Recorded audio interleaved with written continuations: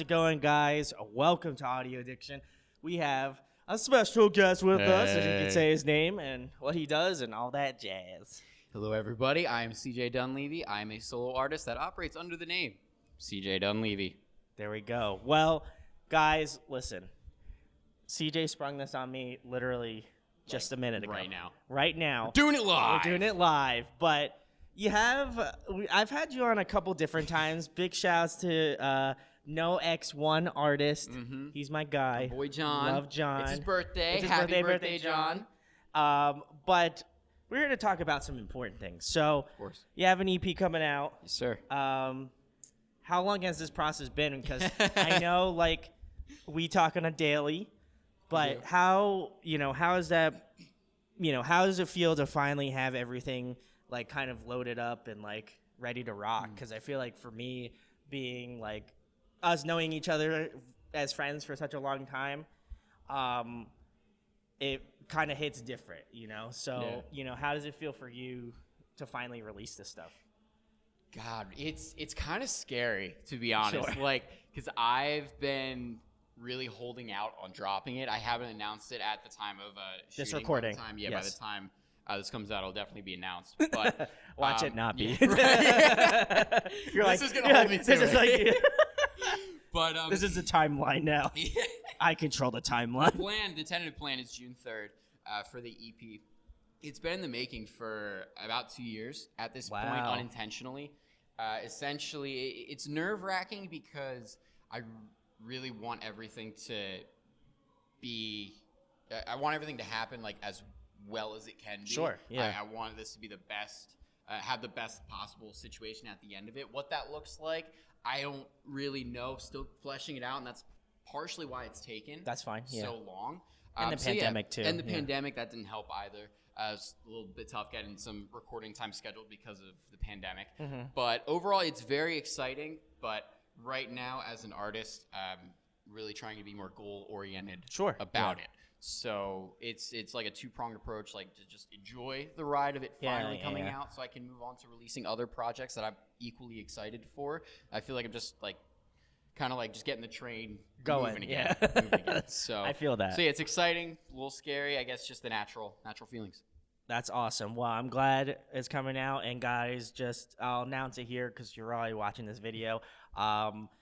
We are going to be doing a live back track of the EP. So if you want to come hang out, listen to the record early, and listen to the record early, come hang out. We have a date picked out, which I will flash on the screen here. So go check it out.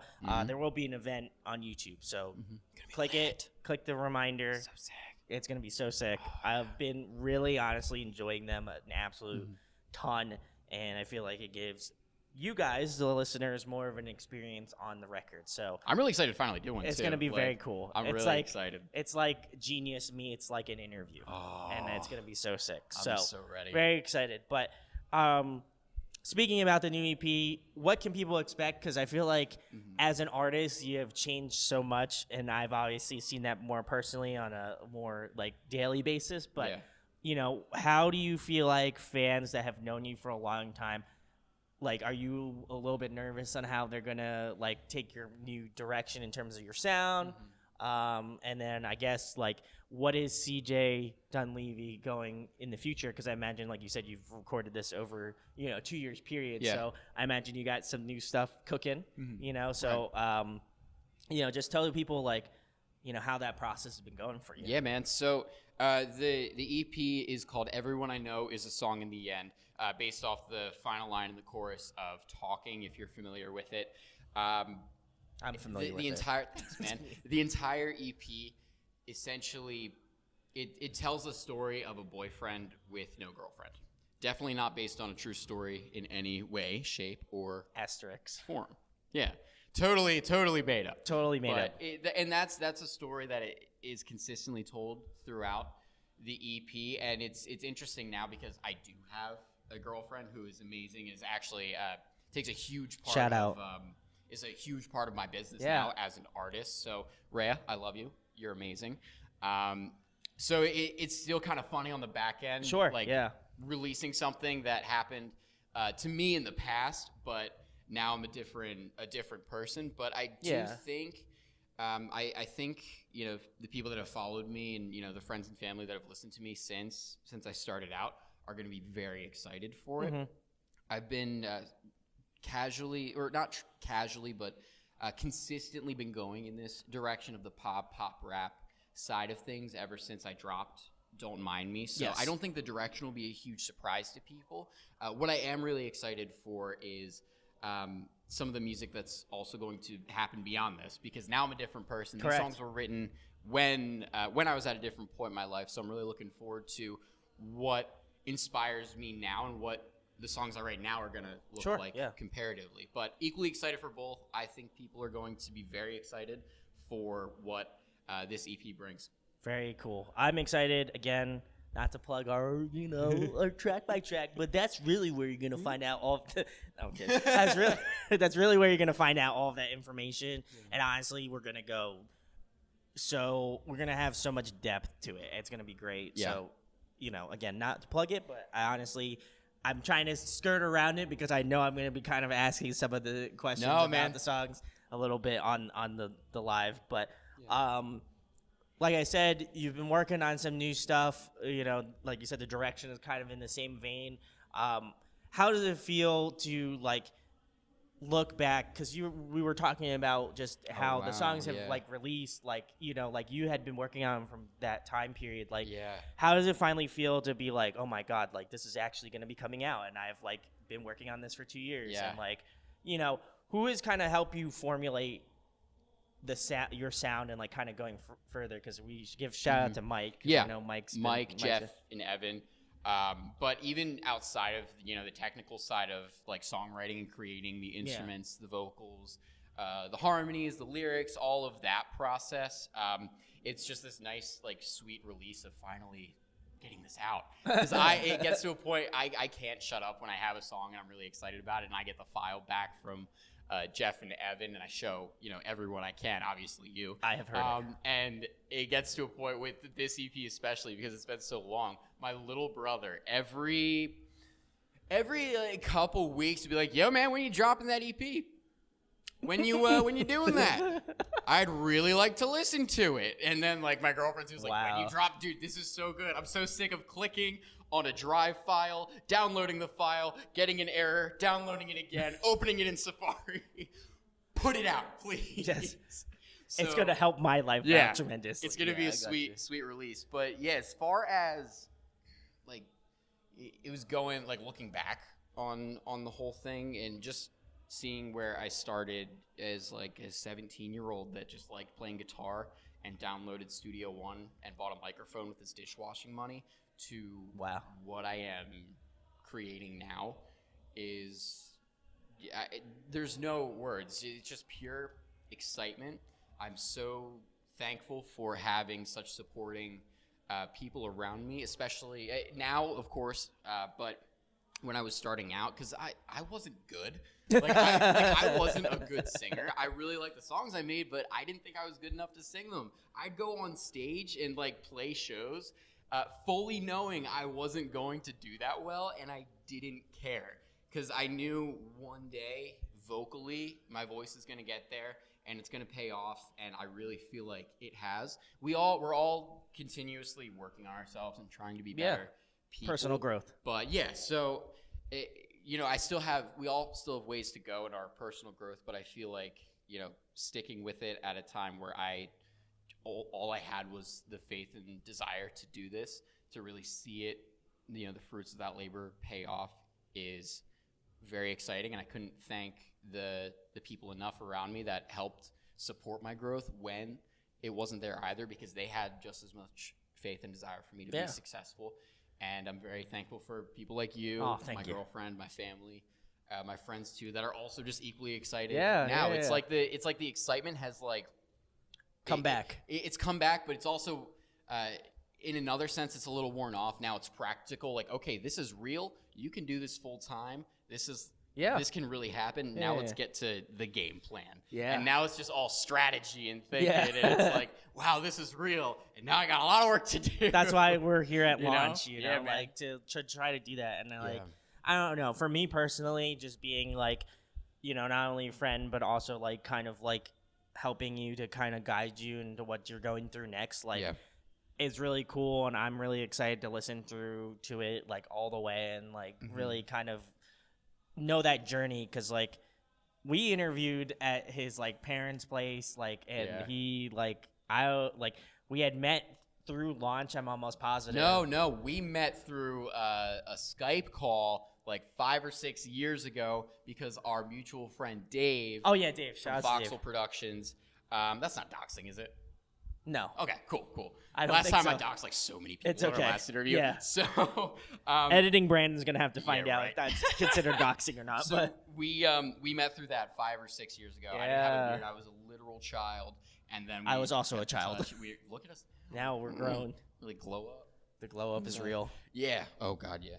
And coming from that and then point, we met at you invited me to launch, and I helped you interview, and then just connected with some more people, and then we did another interview. On talking.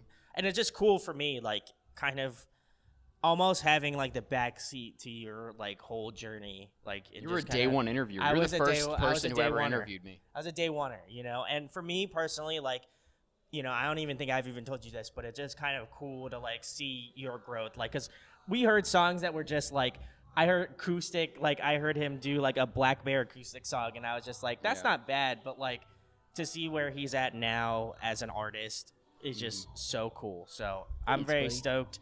Again, very excited for the EP. I hope it all goes smoothly, and like, again, I hope that everybody comes and joins this. But going further, who are you pulling from now, influence-wise? And I feel like I think again, you know the answers already. I know the answers because like we see each other a lot. We see each other every day. I'm not gonna go into any more disclosure than that, but I know he listens to. But like, for people who don't know you, like who are you being influenced by right now? Yeah, so I think a lot of my sound was really, it all started because I loved Ed Sheeran, and I wanted to replicate that sound, and I quickly learned that I was not Ed Sheeran, and nor should I be. Wait, you're not Ed Sheeran? I'm done.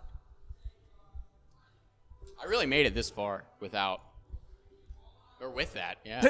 I really made it this far. He thought I was Ed Sheeran the jig's whole up. time.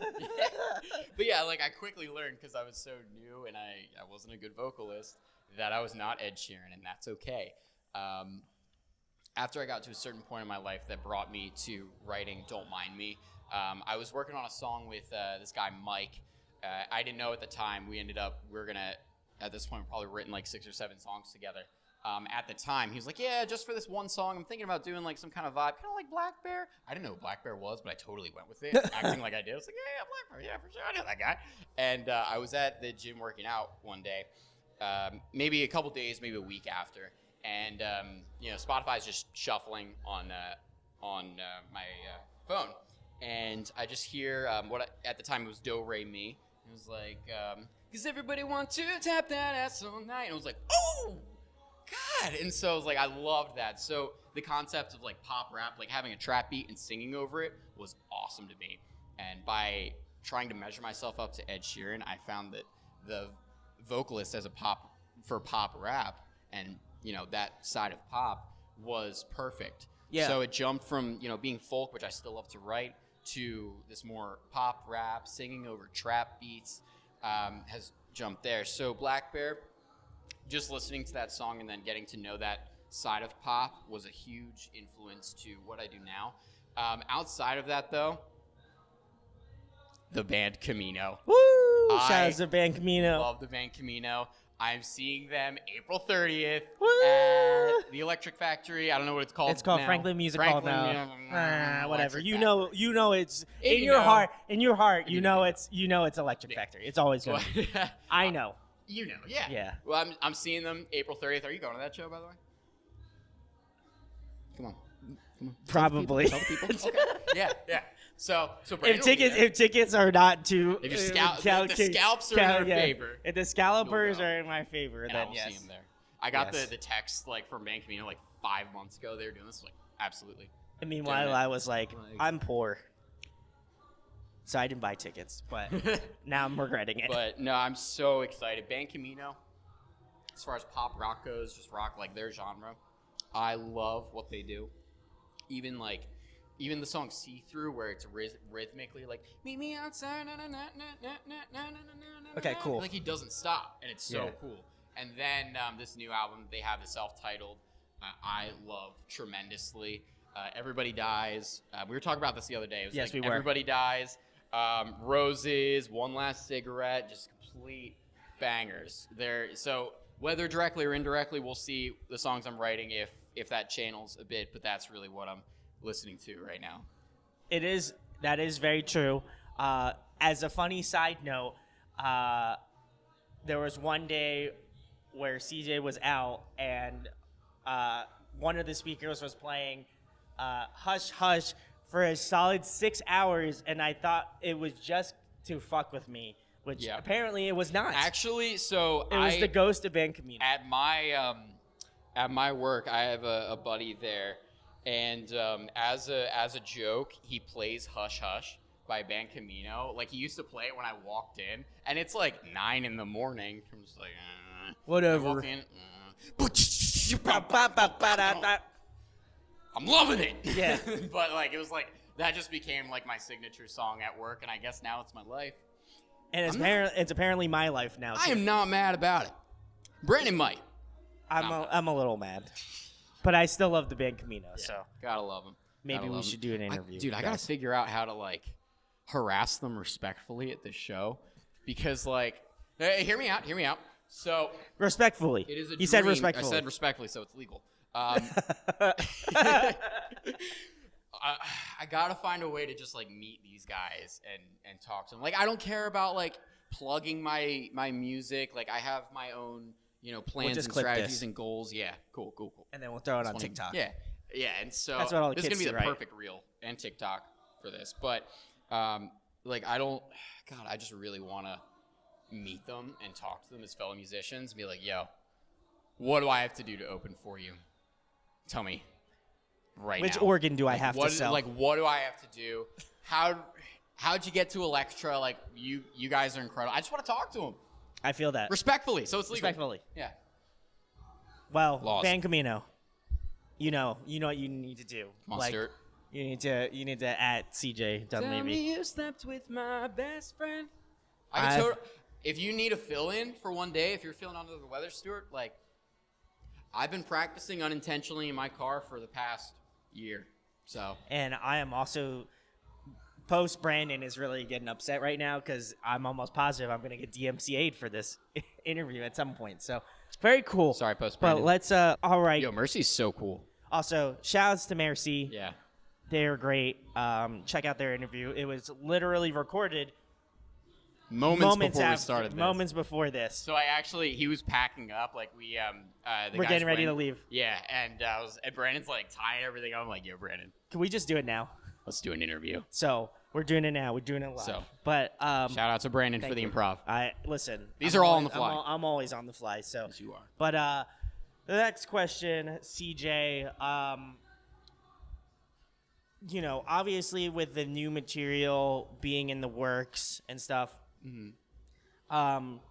How do you feel like as an artist, like growing? Like, I feel like for me, again, and not trying to rehash anything, but like for me personally, just because I've seen you start out, like for me, it's just so cool to like, hear the stuff that you Dropbox me now. And I'm like, sometimes I think to myself, I'm like, holy shit, like this guy was doing something completely different like 4 years ago. Yeah. Also, that makes me feel really old because I know I've been doing this for a while. But like, it's so cool for me. And then like, even to the point like more recently where we filmed music videos, like Thank you, by the way. Oh, no problem. Check those out soon. Yeah. But for me really personally, it's like I don't really feel like up until this point I didn't really put a lot of thought into it, but now that I like am like, oh shit, like this song, like these songs, like he's able like to do this whole like folk stuff like with Don't Mind Me, and then kind of go into like a more pop like rap mentality, like similarly to Black Bear and stuff. how do you find the line between how do you find the line between like versatility? Because I feel like I feel like in some points you're just like, it's really cool that you do those like folky kind of indie stuff, and then you kind of move into this like trap pop kind of vibe. And for me, it's like so cool because I feel like you kind of like show off to people in a different way. Like, do you feel like there fans that have found out about you through like Don't Mind Me, where it's more like acoustic, more like, you know, chill shit, and then people are like, oh shit, you dig talking to? That's like completely left field, you know, for them. And then even kind of in the vice versa standpoint of where like people found talking and they're like, whoa, this guy's got some range. Like, do you ever find like there's a dichotomy between those two things, or do you really feel like this is my shit? Like, I'm gonna still do the folky kind of indie stuff, and I'm gonna do the pop like trap shit because that's like what I like to do. Yeah. Do you ever find like there's like this kind of like two-faced kind of ideology about how you like write your music? So sometimes like I'll tell you, when people start to listen to me for the first time, and you know they were there for the journey of, you know, Don't Mind Me talking. Sure. All of them coming out. And I'll get people that say like, oh yeah, you know, like you're good. Don't Mind Me's, you know, my stuff, or you know, it'll be vice versa, and that's okay because at the end of the day, they're both my songs. Correct. So yes, I still you know still love that.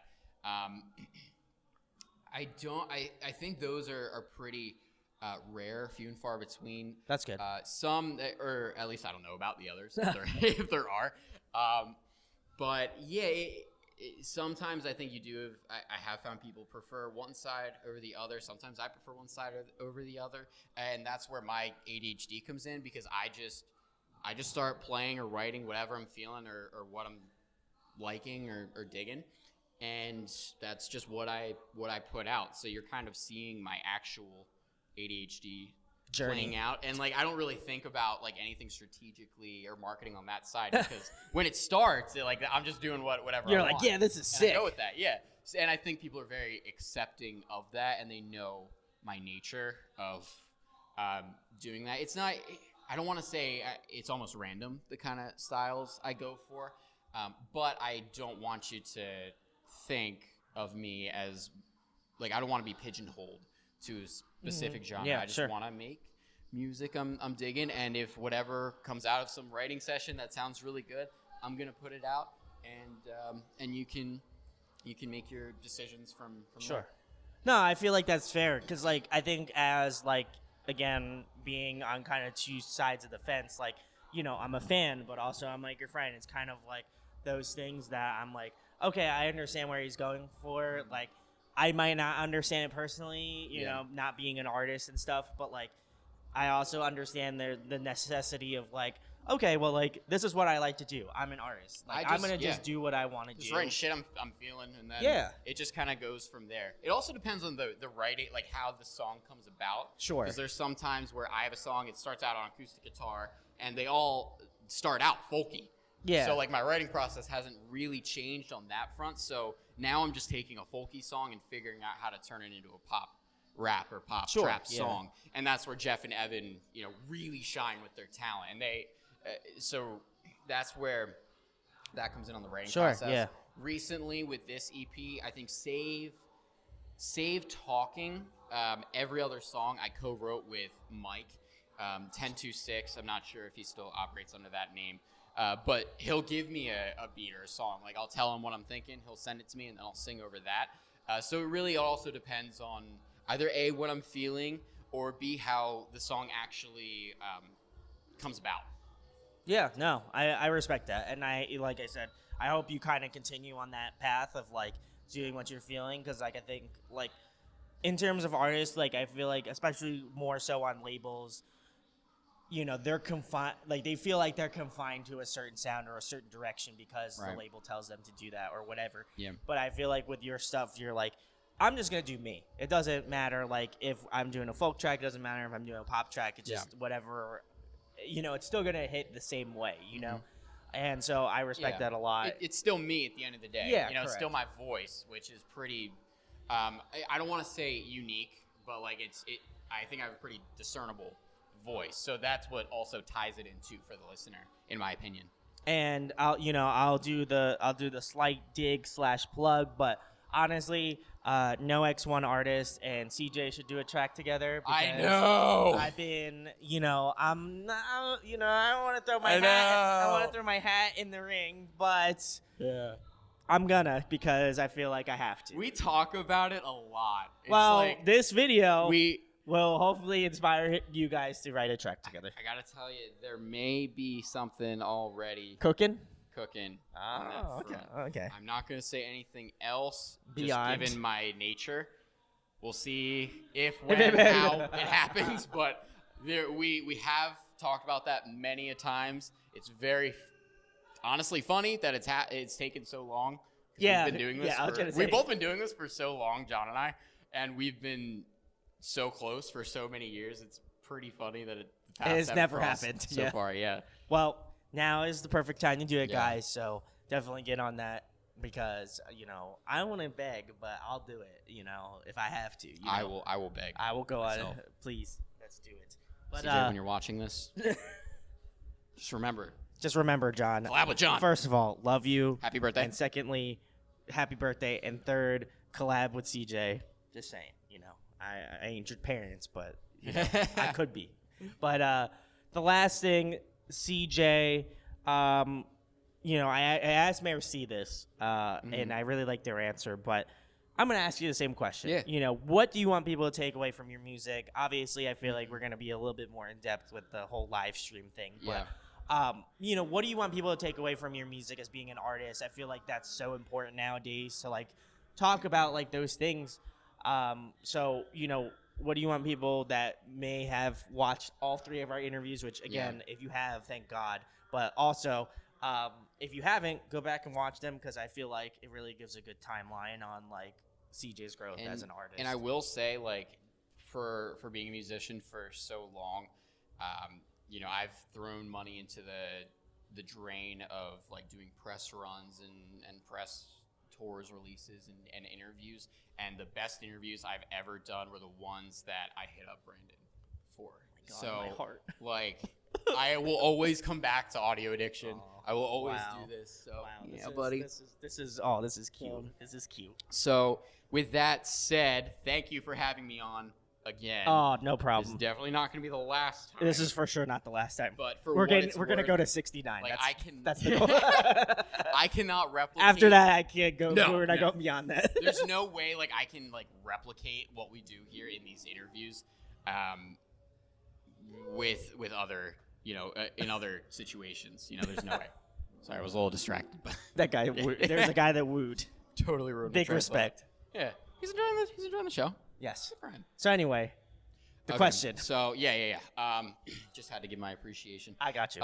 So Respect. people want to take out of my music. I know. I feel like that's a large question. I love when I listen to music. I love relatability.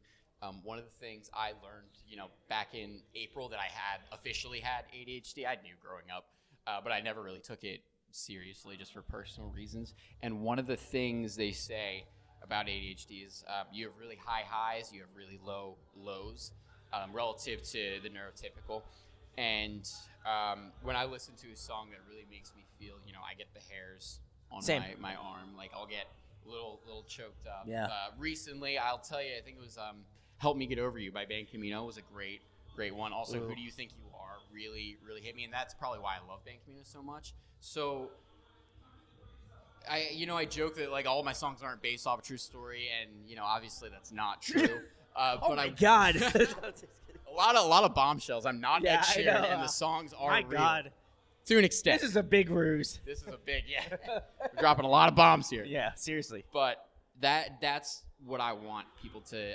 I want people to take from my music the same way I feel when I listen to other music. I want you to feel the real feelings of what I'm talking about or what I'm going through, because I'm sure you've gone through it, or you've gone through something similar, or maybe you haven't. But I just want you to be there with me as when you listen to the songs, really. That's a great question. I never really give it a whole lot of thought, because I'm still in such an underdog mentality Like, you know, I do have a lot of, you know, positive reinforcing thoughts about being the best I can be, and you know, always working hard. And I'm proud of where I am, but I still have this underdog mentality of like just so like in like tunnel vision of like wanting to prove people wrong constantly. Fair enough.